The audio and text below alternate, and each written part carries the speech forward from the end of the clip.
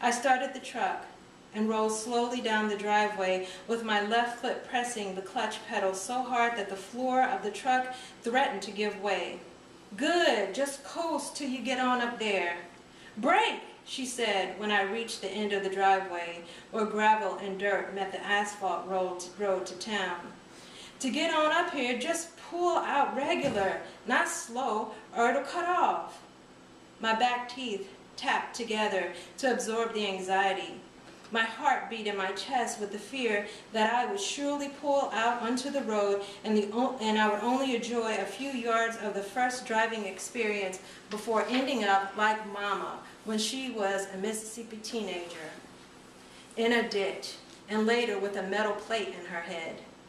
I imagined that the metal plate was the funhouse mirror that distorted all of Mama's truths, the beginning of her world filling up with unintended lies. Lies that she believed because every time she went back to check the real memory, there were contorted truths reflected on her metal plate. This could happen to me, I thought. "Go ahead, pull on up the road." Ella Mae's voice and the smell of exhaust from the tailpipe brought me back to the moment. "Not so slow," she said again. "I know," I yelled out over the rumble of the truck, "or it'll cut off." She nodded for me to coordinate clutch and gas the way I had done in the yard, jostling over the dirt and stone. "Well, ain't nobody coming. Try it now." My pulse throbbed in my neck, and I unbuttoned my white blouse. My hands shook as I attempted to coordinate steering and clutch and gas and pedal. In the yard, my driving lessons had been in bare feet that now squirmed in my church shoes.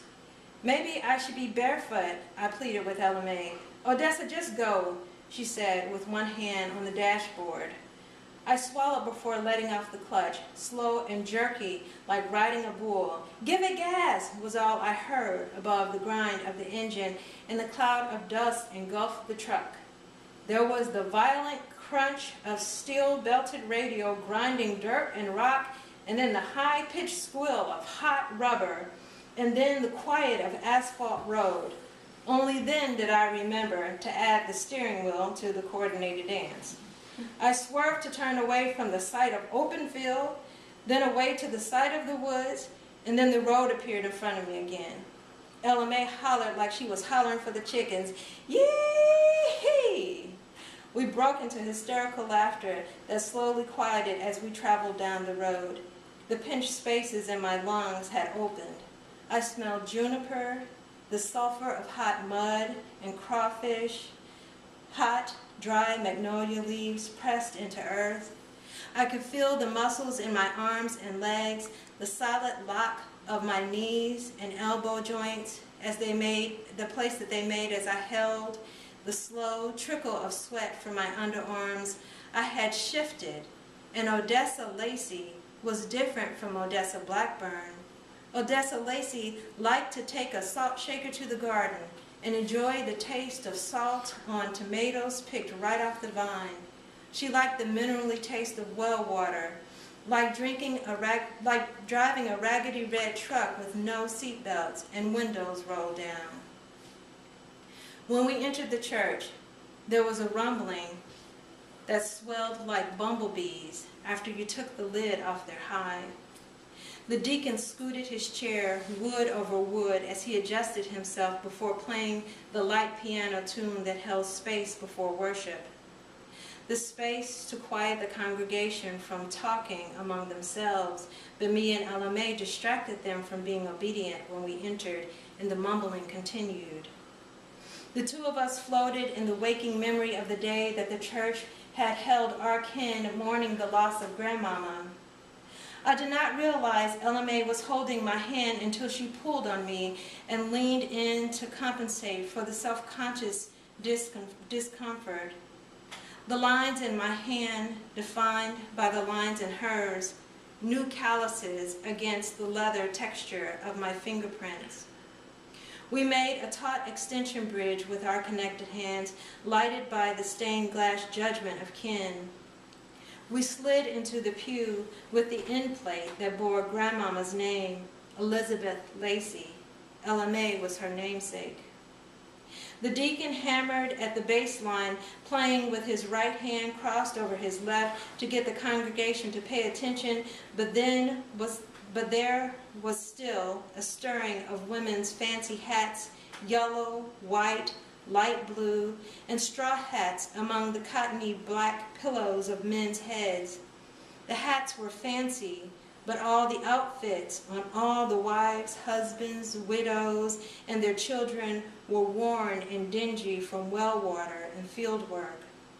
Ella May kept her head erect and her eyes on the embossed cross on the wooden pulpit, but I looked around at the eyes, light brown with hazel-trimmed edges, dark brown with bloodshot whites from alcohol and too much cola, light skin, dark skin, some looking so much like Ella May, broad head, eyes close, nose narrow, some like me with darker skin, all of their disapproving stares harmonious as they crept across the aisle and up my spine. Ella May's breath came short and audible. She squeezed tighter to keep herself still, and she whispered, "You ain't here for them, you're here for you." I whispered back, "I thought you said I was here for them. I told you I didn't want or need them." I held my neck stiff to keep from rolling it. "Why did you want to do this at all? You don't even believe in God." Ella May still held my hand, but I felt her travel far away and leave me there on the bench to tend for myself.